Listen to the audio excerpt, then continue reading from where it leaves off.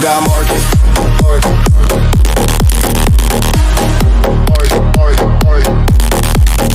Still got market.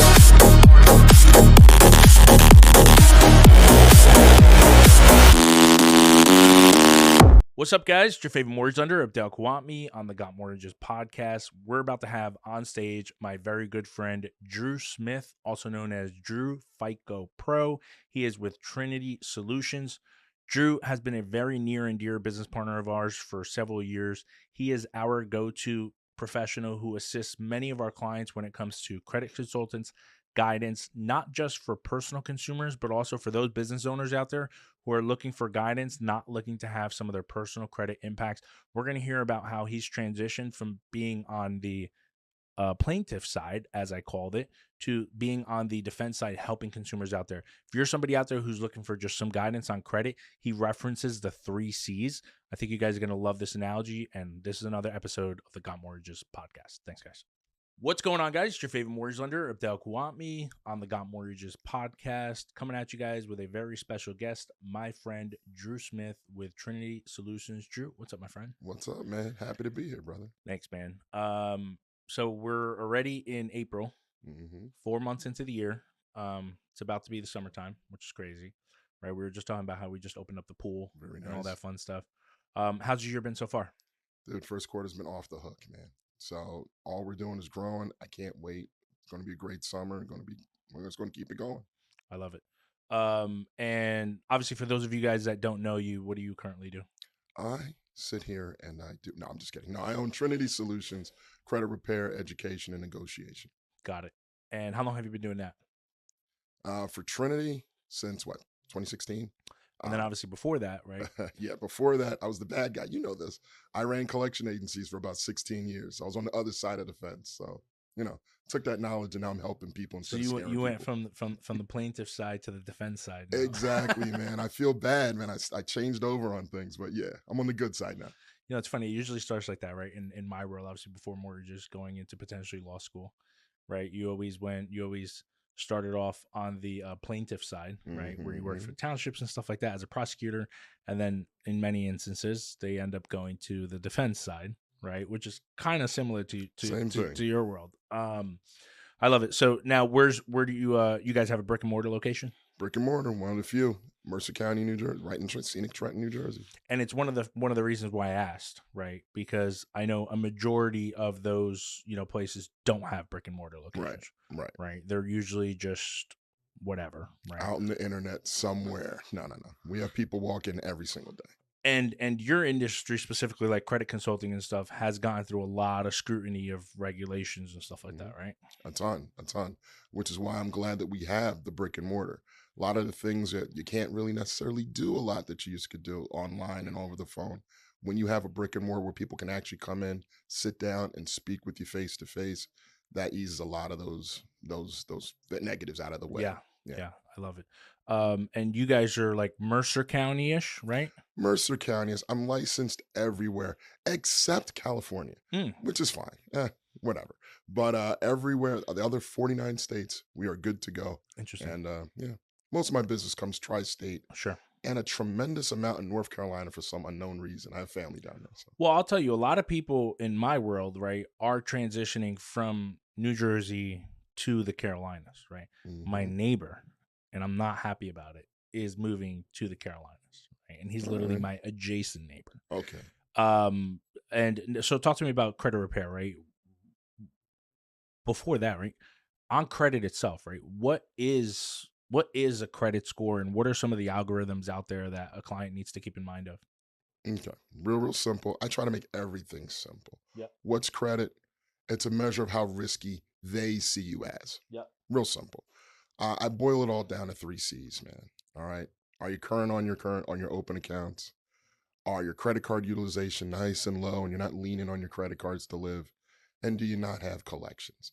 Those 3 things, we can argue all day and try to make it as horrible or as detailed as possible. But those 3 things control everything. You master those, you got it all done.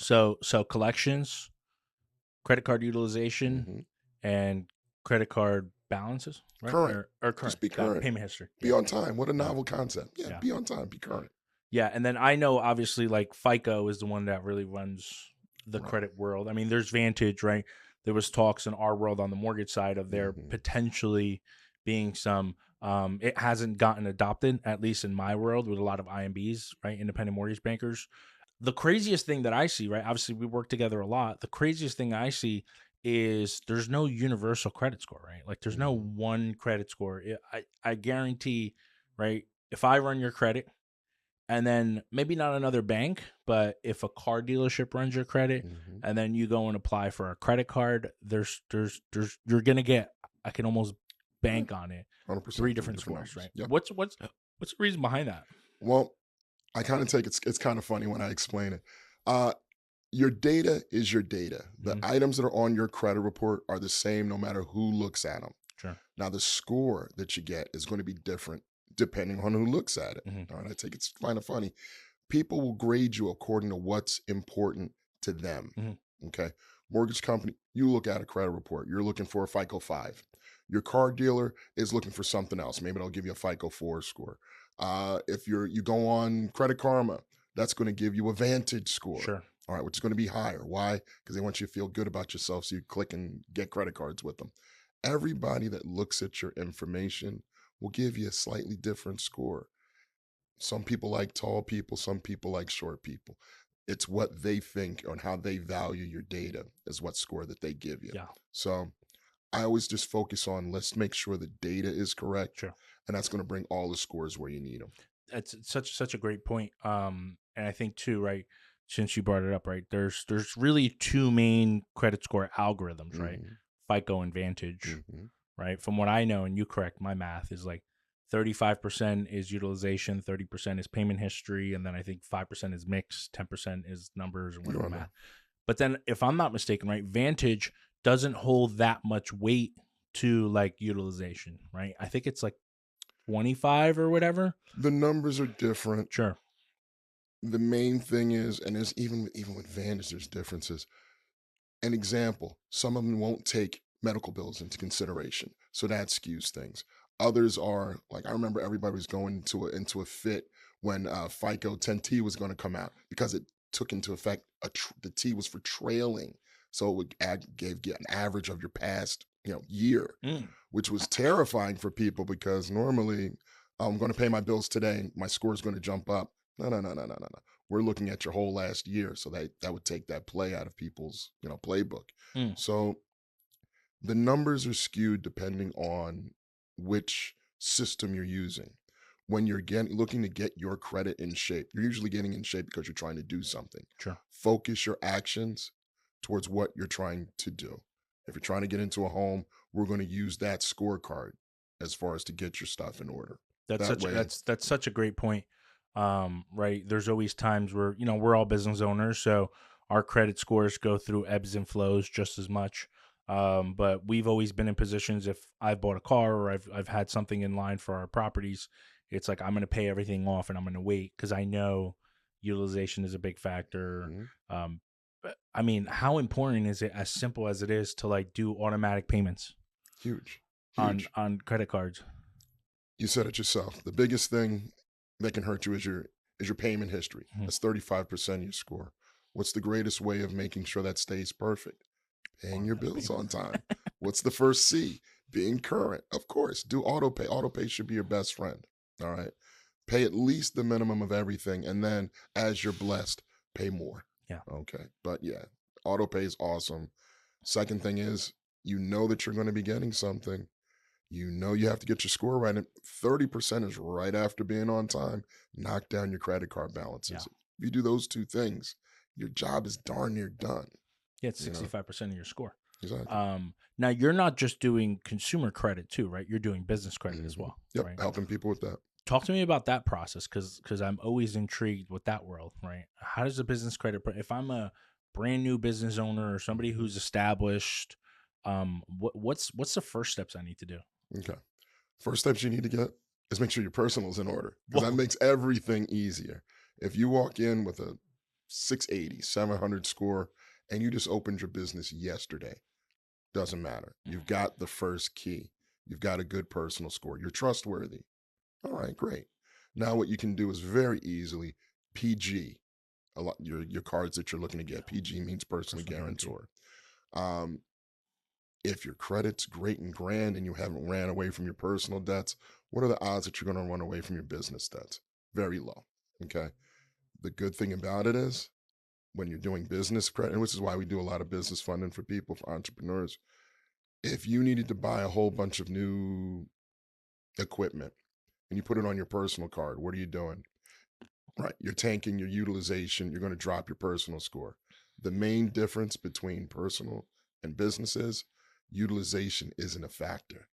So when you get that $50,000 card and you buy $49,000 worth of podcast equipment, guess what? It doesn't tank your personal score. You just have to pay it. Got it. Got it. Simple. Yeah, that's been a big portion of our business, and we've obviously had to learn the hard way, right? Where our scores were upwards of 8, and then as you started buying stuff and doing stuff and utilization, just as quickly as it drops to 6, and now you're Mhm. like, holy crap! And this is a misconception too. Like a lot of times, it takes time for it to update too, right? Where like if I pay it, it's not going to update in a week, No, right? it goes by your statement date. Typically, I tell everybody because I can't stand, you can't just sit there looking at it every day. You'll drive yourself crazy. But your cards update on your statement date. Got it. What's your statement date? If you don't know it off of your statement or you don't know it by calling, typically it's about 4 days after your due date. Got it. So if you know your due date's the 25th of the month and you've paid off everything, you're just sitting there waiting for your score to go up, relax. It's not going to go up until about the 29th on average, 4 days after your due date. Got it. Got Mhm. it. Okay. That's a great point because that now lets you kind of like master the art of how to do it and stuff. Mhm. Now going back to the business credit part, so you obviously got to start personal, right? I think my first business credit card was the Capital One Spark card. Boo. No, I'm just kidding. It was like the first one. I think I got it.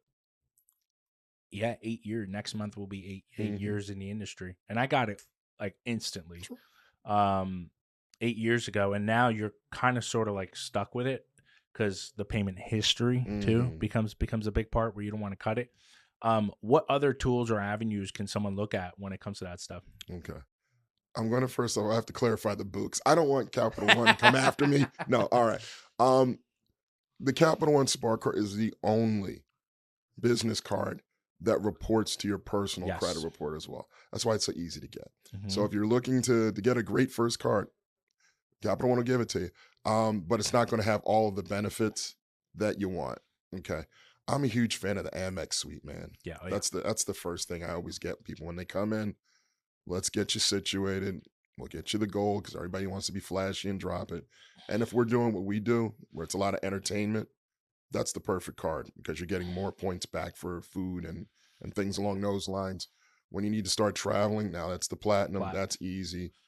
If you do it right, you can get up to 5 cards with one inquiry. So why wouldn't you get the whole suite? Mm. And you get the everyday blue and so on and so forth. You can get a nice stack right from the beginning with Amex. All right. If you've got a great relationship with Chase, Chase is also, to be honest with you, I think The Chase is Sapphire. better. Yeah, it's a rock star card. Sapphire Reserve, Golden.